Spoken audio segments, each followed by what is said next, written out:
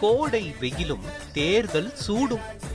வருஷா வருஷம் வெயில் காலத்துல தண்ணீர் பந்தல் திறந்து மக்கள் தாகத்தை தீர்க்கிற மாதிரி சீன் போட்டு கட்சிக்கு ஆதாயம் தேட முயற்சிக்கிறது எல்லா கட்சிகளும் செய்யற விஷயம்.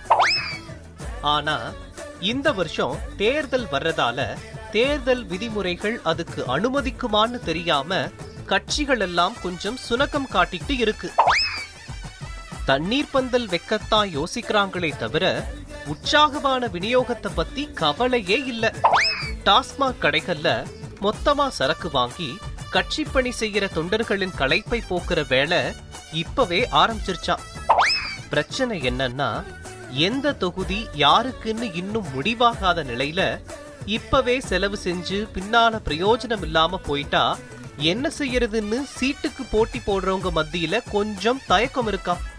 சரக்கு வாங்கி கொடுத்தா இன்னைக்கு குடிச்சிட்டு நாளைக்கு மறந்துடுவாங்க, இல்லாட்டி வேற யாரு வாங்கி தந்தாலும் அங்க போயிருவாங்க அப்படின்னு சிலர் நினைக்கிறாங்களாம்.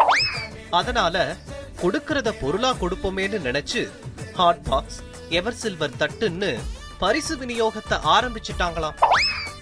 குடம், டிஃபன் பாக்ஸ், பாத்திரங்கள் அப்படின்னு விதவிதமா பரிசு பொருட்கள் வீடு தேடி வர்றதால மக்கள் ரொம்பவே உற்சாகமா இருக்காங்களாம். சாப்பாட்டை சூடா சாப்பிடுங்கன்னு ஒரு கட்சி ஹாட் பாக்ஸ் கொடுக்குதாம். பாக்ஸ்ல வச்சு சாப்பிட முடியுமா, போட்டு சாப்பிட தட்டு வேண்டாமா அப்படின்னு இன்னொரு கட்சி தட்டு கொடுக்குதாம்.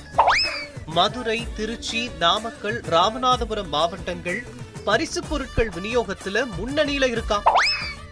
இதெல்லாம் அட்வான்ஸ் தானாம். வேட்பாளர் பட்டியல் இறுதியான உடனே மெகா ஜாக்பாட் பரிசு உண்டு, காத்திருங்கன்னு சொல்லி வாக்காளர்களை உற்சாகப்படுத்திக்கிட்டு வர்றாங்களாம் லோக்கல் கரைவேட்டிகள். அப்படியா? சரி.